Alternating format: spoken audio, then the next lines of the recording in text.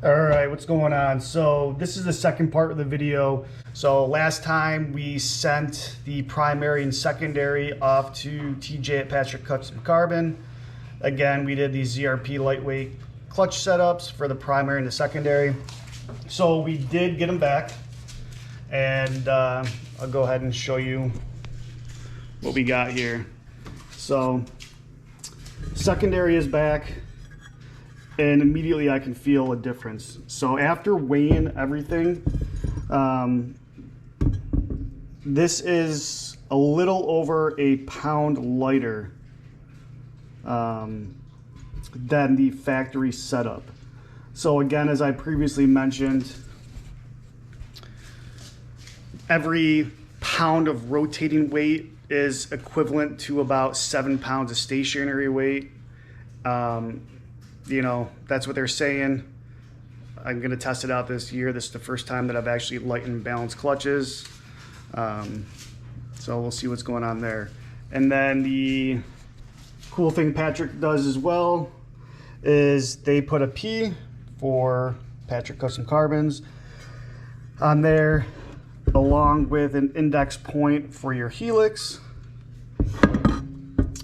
and another index point for your shims for your clutch. So that way when you put everything together, you can realign it so that it's not out of balance. As you can see here, a hell of a lot more balancing was done on this one, along with additional cutouts on this side. So if we go here for the secondary for this clutch, this is the diagram that they came up with. So you can see at 8,000 RPM, let me get up here, the left side, so the movable sheave from the secondary was 41.763 force inch pounds. And the fixed sheave at the same was 89.394 pounds of force of inches. As you can see here, for the final spin on the movable shim at 8,000 RPMs, we are at 0.585 pounds of force inches. And on the fixed sheath side of things, at 8,000 RPMs, we're at 0.411 force inch pounds. So that is a huge difference from 41.763 pounds to 0.585 for one side, and 89.394 pounds to 0.411 on one side. I think this is gonna be killer. I've done this on my Arctic Cat and a few other sleds. And I can't remember the last time I blew a belt on my Arctic Cat. And I know everybody says Arctic Cats are known to blow belts, especially the Procross chassis. But after doing this, I've just every couple years changed out my belt just for maintenance. Never blown one. No odd wearing on the belts whatsoever. So the primary, the P85 is back, all set up, and you can see all the areas where they did some lightening. They just took weight from everywhere. The backside, where the ring gear for the starter, you can just see everywhere that they had to drill out to make this thing balance properly. And the same thing with here, they do the same thing, if you can see that zoomed in.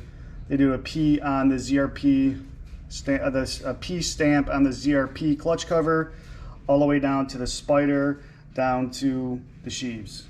So that way when you put this together, you know that this is lined up for when you do your clutch maintenance. So again, this is the full ZRP lightweight kit. TJ does have an option through his company where they have a carbon fiber lightweight primary clutch cover, which is lighter than the ZRP one. but I didn't go with that one this time. All right, so let's get down for the P85. So the fixed sheave at 8,000 RPMs was 51.223 force-inch pounds. The movable sheave at 8,000 RPMs was 42.851 inch-pounds. Final spin at 8,000 RPMs, he got it down to 0.481 from originally 51.223, and the movable sheave side at 8,000 RPMs is at 0.497 from originally 42.851. So apparently Polaris has a huge tolerance out of the factory from what they state is a proper balance on their clutches. So again, the whole thing from TJ for the Lightning and the balancing cost me $400 for both clutches. And then it was a couple $100 after that from ZRP for the lightweight components for that. So for me personally, I think that's worth it, especially trying to get less rotating mass and a little bit more horsepower out of the sled. So the primary, the P85, was just under a pound difference.